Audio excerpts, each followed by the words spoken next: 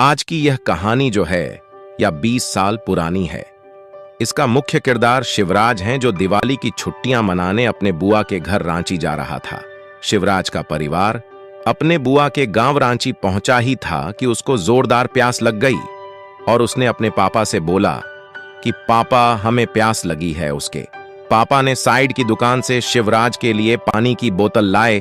तभी शिवराज के पापा को बगल में ही कुछ भीड़ दिखाई दी।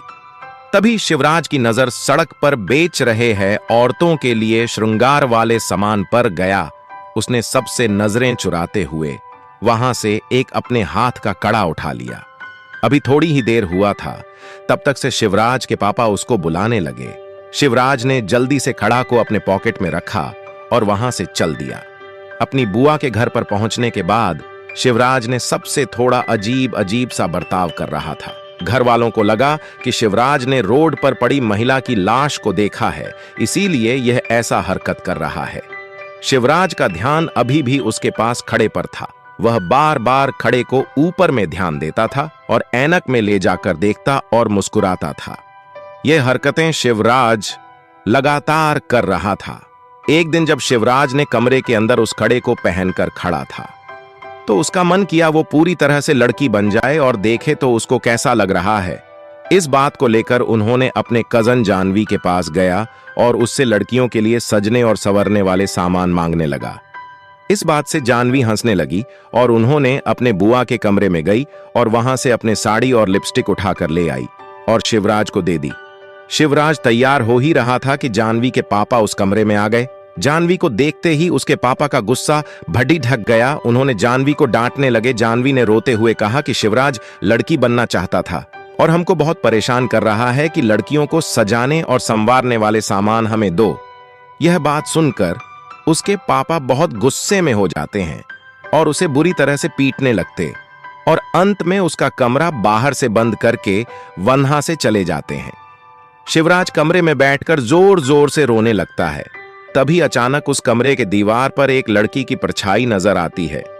धीरे धीरे परछाई उस शिवराज की तरफ आने लगी। शिवराज उस परछाई को देखकर थोड़ा घबराया। शिवराज कमरे के दरवाजे को जोर जोर से पीटने लगा। किसी भी व्यक्ति ने दरवाजा को नहीं खोला।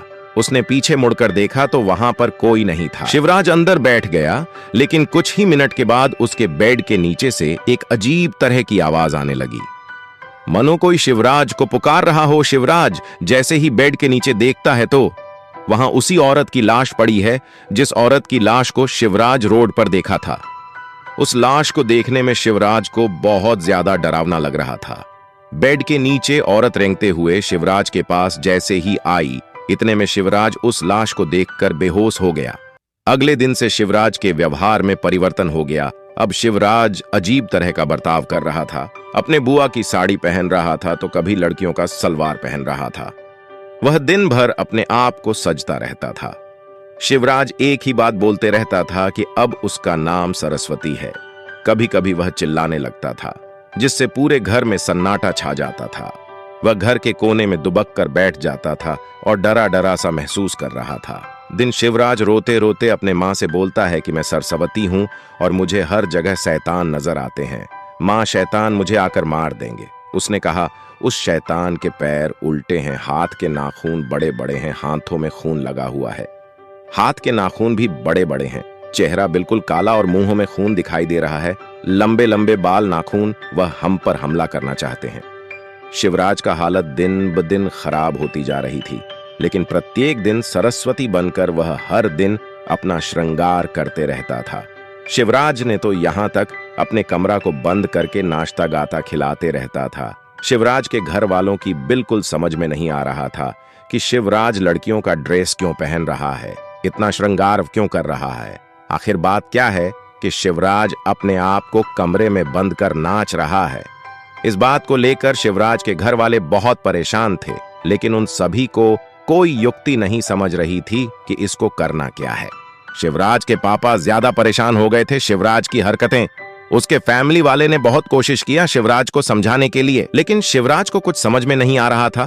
उसके पापा ने अपने गांव के लोगों से पूछताछ करने लगे कि मेरा लड़का है, इस तरह का हरकत कर रहा है, क्या इसका कोई उपाय है।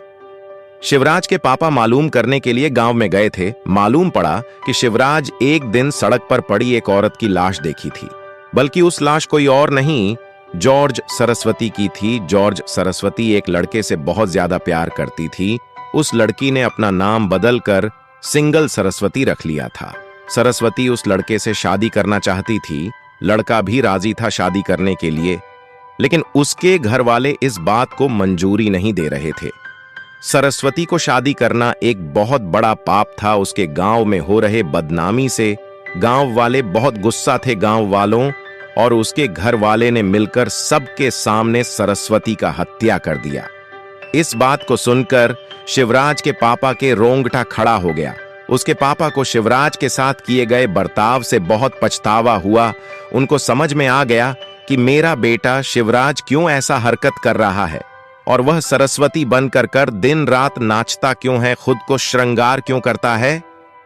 उन्होंने जल्दी से इस बात को समझने और इस रोग को खत्म करने के लिए अपने घर के तरफ तुरंत निकल पड़े। फिर भी बहुत देर हो चुका था। शिवराज उस दिन अपने कमरे को बंद कर नाच रहा था। नाचने के दौरान शिवराज को लगा कि शैतान उसको मारने के लिए दरवाजे पर आ गए हैं। वही शैतान थे जिसके उल्टे पैर, बड़ी बड़ी दांतें, हाथ में बड़ी बड़ी नाखून और खून से सना हुआ कपड़ा। इस सारे दृश्य को देखकर शिवराज घबरा गया और जोर जोर से चिल्लाने लगा। आवाज सुनने के बाद घर वाले ने दरवाजे को तोड़ा और अंदर घुसे। शिवराज का शरीर पूरी तरह से अकड़ चुका था, शरीर ठंडा हो गया था। उसके घर वाले ने तुरंत उसे हॉस्पिटल लेकर भागे। डॉक्टर ने बहुत कोशिश किया उसको बचाने के, लेकिन किसी तरह से वो जिंदा बचा।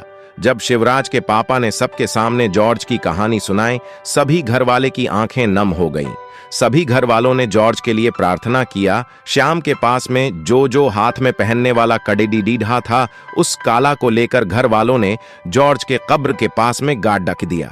धीरे धीरे समय बीत गया। शिवराज बिल्कुल ठीक हो गया। शिवराज को आज सरस्वती के बारे में कुछ भी याद नहीं है, लेकिन समाज में आज भी ऐसे लोग हैं जो प्यार को नहीं समझते हैं और अपने ही पुत्र और पुत्र को हत्या कर देते हैं, जबकि यह बिल्कुल गलत है। इस तरह के घृणकृत अपराध नहीं करना चाहिए। माता पिता को चाहिए कि अपने बाल बच्चों को ध्यान से देखें। जब उसके शारीरिक परिवर्तन होने लगे तब विशेषकर उस पर ध्यान देना चाहिए। शुरुआती दौर में यदि माता पिता अपने बच्चों पर ध्यान देंगे, इस तरह की कहानी हमारे समाज में देखने को नहीं मिलेगी और बाल बच्चे भी स्वस्थ और मजबूत रहेंगे। हमें समाज में किसी भी तरह की कोई परेशानियों का सामना नहीं करना पड़ेगा।